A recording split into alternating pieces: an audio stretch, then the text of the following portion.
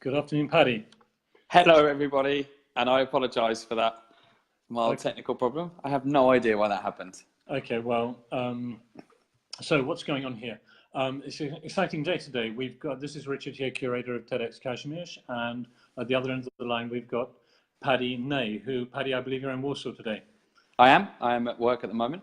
Okay, no, Paddy was the opening speaker in TEDxKazimierz 2018, and as you should see in the notes under this Facebook Live, it's an exciting day today because the talks have gone online, at least most of them. Paddy was the first talk, and his talk is the first one to be uploaded. And what we thought we'd do to try and draw extra attention to the talks that have happened this year is ask our speakers from this year to reflect a bit on the process. So, Paddy, in a nutshell, can you tell us what was it like being on the stage in TEDxKazimierz this year, and why should people watch your talk?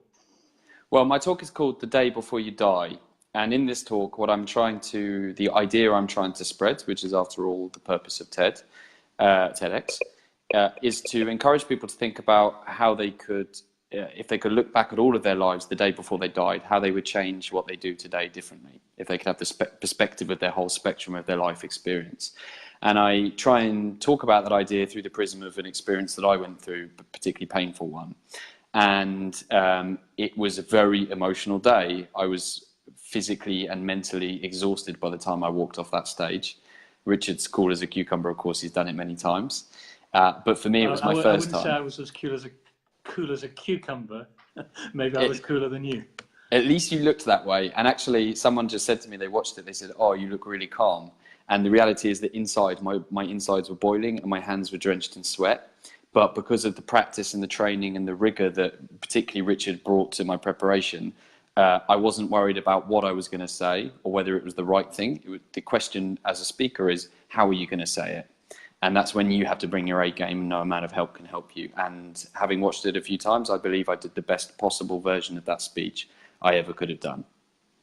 Yeah, well, I mean, certainly. By the way, if you're watching this, and I know some of you watching here, watching this were at TEDxKazimierz, do please share it. And Paddy, you're allowed to, if you want to share this on your personal profile, I'm going to share it on mine, because I'm just doing it now, share now, and I have done it to my timeline. What's going on here, Paddy? But what we wanted to do was to take people a bit through the background of the TEDx experience. You gave was there anything that surprised you about the experience? One thing that surprised me was that the first thing you said when I invited you to talk was, after consideration, a polite no.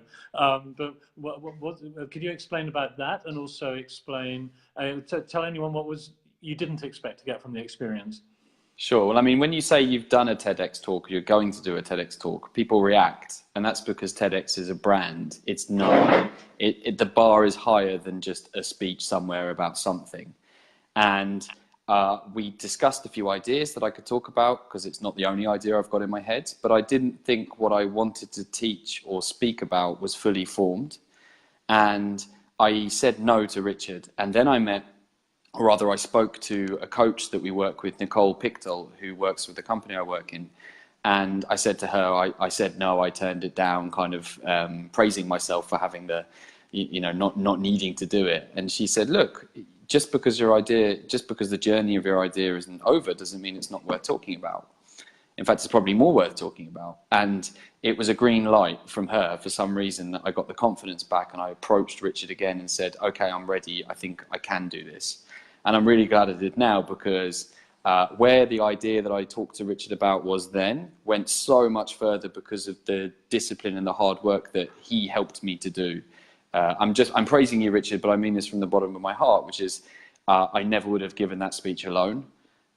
It needed somebody to ask very disciplined questions, and that question was one important one, which, to be honest, although I'm a very experienced public speaker, I never really thought about in speech preparation, which is, what does this mean for me? Or rather, what does this mean for the audience? And you applied that rigor to what I was saying. The practices that I went through, the speech evolved. It was very bloated. It was about everything and nothing, and it became extremely tightly disciplined around two core themes.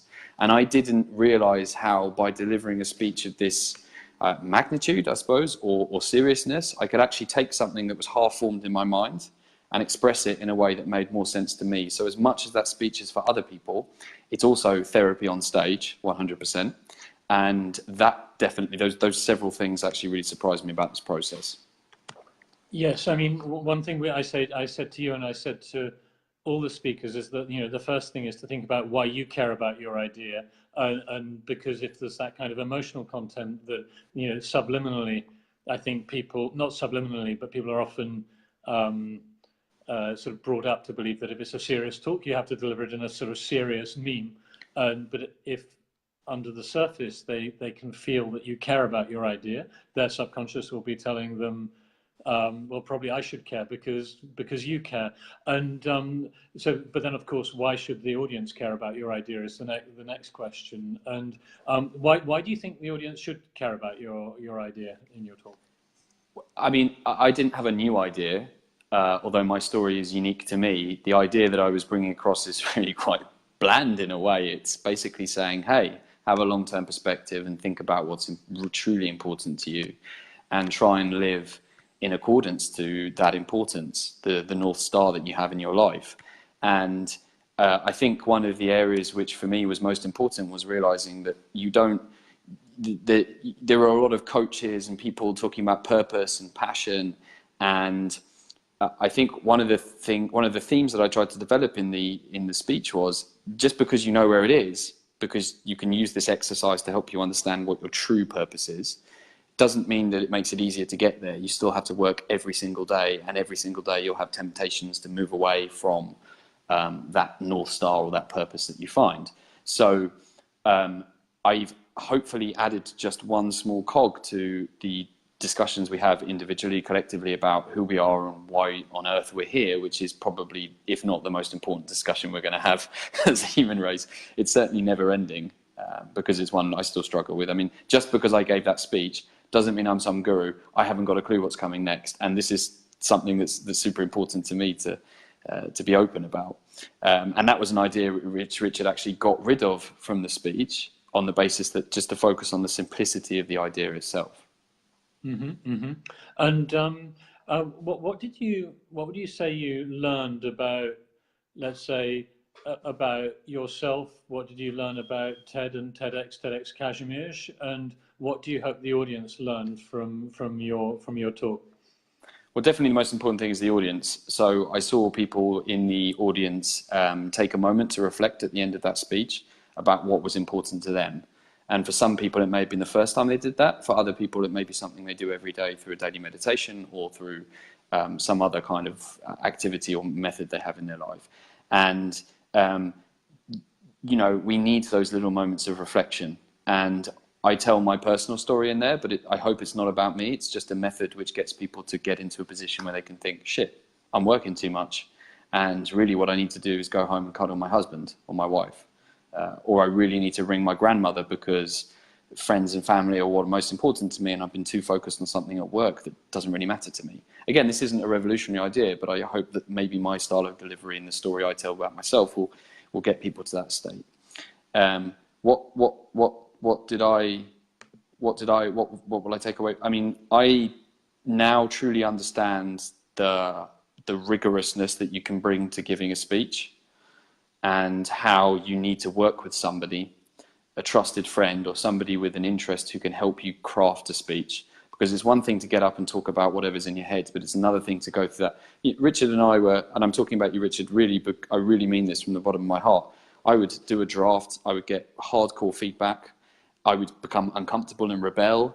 A couple of days later, I'd go through a process where actually I realized that maybe there was some truth in that, and I'd come out with something that was polished.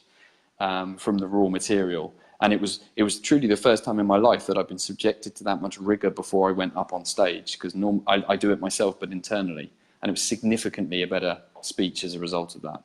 Yes, I mean, I'm lucky enough to have been involved in this for a number of years, and when I gave my talk 7-8 years ago, I wish one other team member ever heard my talk once, but I wish that I'd got the kind of constructive criticism that I'm now able to give, because one of the key things is to listen to it each time as if you're hearing it for the first time, because if you do it again and again and you practice and practice, you get so used to it, you start imagining that other people are as close to your content as you are, and you have to listen through the eyes of a first time Yes. audience member. I said listen through the eyes. That's not what I meant to say. You have to see through the eyes, listen through the ears, and hear through the heart of the person hearing it for the first time, who really doesn't know who you are. And you are, I mean, although you talk in your talk, people can hear about your successes. You somewhat reevaluated your high traffic generating activities on YouTube and on Facebook, on social media. But maybe for the sake of someone who's watching this who hasn't had time to read up about you, could you explain what you do in your day job, so people know about Paddy Ney the professional rather than just Paddy Ney the TEDxKazimierz speaker? Of course, you're way more famous now. Well, yeah, actually, I saw a guy on YouTube say, like, how come this has only had 500 views? And I wanted to agree with him. Then I realized it had only been up for a couple of hours. So hopefully I'll have a lot more. So my passion is definitely creating video content about the country I love, Poland, and its people, who I love even more. And I hope that content helps inspire love and laughter and a little bit of lighter life in people. That's my mission. It's what I hope to achieve, if only for a small amount of time. I want to help a large number of people have a slightly better life, and that sounds incredibly overarching, etc. But that is the reason actually why I do it, because I've been working for 2 years, literally spending a lot of my own money. I've kind of run my own health into the ground, which I'm working on now. I've spent hundreds of hours away from the people I love, and I'm doing this higher purpose thing because I believe I'm the best placed person to do it. And I've had the privilege of doing some amazing things, like I'm doing 63 films about the Warsaw Uprising at the moment. I've had tens of millions of views from viewers all across the world, hundreds of thousands of comments. It's both a benefit, a privilege, and in the end it becomes somewhat of a burden, because as far as you go, you realize that the road ahead of you is so much further on. And every time you think you've crossed the milestone and that things are going to be okay, you realize you have more potential, more ideas, more something bigger in you that can come out. And right now I'm working on a very exciting project, which I can't talk too much about, which I think might finally come out to light in 2020. And I'm going to be working all this time in my own spare time on that particular project. And that's what I do day by day. That's my passion. That's my calling in life, I guess. Okay, well, please do share links back to your Facebook presence. Maybe you can tell people what it is, but do post a link later. What is your Facebook channel? So you can search for me just by searching for British Man in Poland, or just Patrick Ney on Facebook, and you'll find my page there. On YouTube as well, it's also there as Patrick Ney. Okay. And is there we want to make these things short. I know you don't have that much time, but is there anything else you'd like to reflect on or say about the TEDxKazimierz experience, or any final reflections in terms of how it was for you? And then I'll ask you for maybe a call to action to tell people viewing this what you want them to do. But first, what do you have any comments about the TEDxKazimierz experience for you? Finally. Yeah, I mean, the single biggest thing I think is go back to the tagline: ideas worth spreading. And you need to look at your idea in its rawest form and think, is this worth it? And unfortunately, many people treat TEDx as an opportunity to promote their business or service. I'm not talking about TEDxKazimierz, but in general, there's this feeling that, some people do it. I'm not saying that's a bad thing, because after all, you work in that area, it's your passion. But the question is this idea worth spreading? And I said no, and I'm glad I did. I think for the right reasons, because I didn't want it to be about promoting me as a brand or whatever. I just wanted it to be something that could bring value to other people. And I needed basically a series of steps to happen before I was ready to accept the challenge. And boy, I'm glad I did, because the idea that I thought I wanted to spread wasn't the one that I gave on stage. So likewise, if you feel you have one, but you're not entirely sure how to express it, you will never find a better platform than TEDx for taking you from something that you're passionate about to something that can mean something to other people. That I think is absolutely my biggest takeaway. And then obviously prepare, and work with somebody who's qualified to help you get that idea from rough to finished. Okay, and in terms of a well, thank you for that. As this is going on, I can see a stream of thumbs ups and hearts coming up from the bottom of the screen. As anyone who was watching the first few seconds of this Facebook Live will have noticed, we're not extremely experienced Facebook Livers, and apologies for the slightly unprofessional start. When I edit this later to upload elsewhere, we'll take those first few seconds off. But do you have a call for action if there's anything you'd like anyone watching this to do, other than, of course, share a link to particularly your talk, because I think your talk is really well worth watching. Thank you. Yeah, more than anything else, I hope you can find 16 minutes to watch that film, and also take as long as you need to think about what it can help you to decide about your life. That's the purpose of the talk. And so I'm going to thank everybody at TEDxKazimierz, especially Richard, you in particular, for your trust in me and your rigorousness that you brought to the process, and the whole team for making it happen on the day.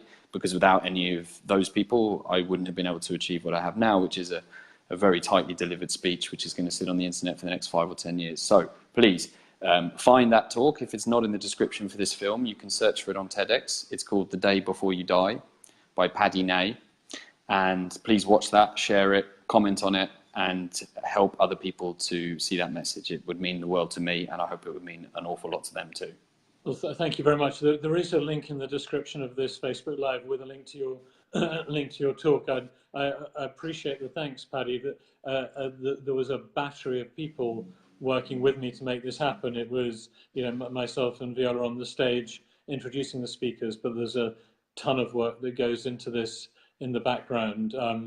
For those that don't know, if you're interested in knowing more about TEDx, just go to ted.com/TEDx and you'll read there, which is absolutely true, that everyone here is doing this for free. Our speakers, like Paddy, don't get paid for their involvement in TEDxKazimierz, where we have sponsors like the Urza Marszałkowski. They contribute towards the costs, but basically it's a labour of love, not a business. And in terms of my call for action, please do share Paddy's talk, take a look at it, let it influence your life. Write comments on the YouTube channel about how you feel about the talk, here on Facebook as well, what it means to you. I'm sure you'd love to hear some positive feedback from viewers, or indeed constructively critical feedback.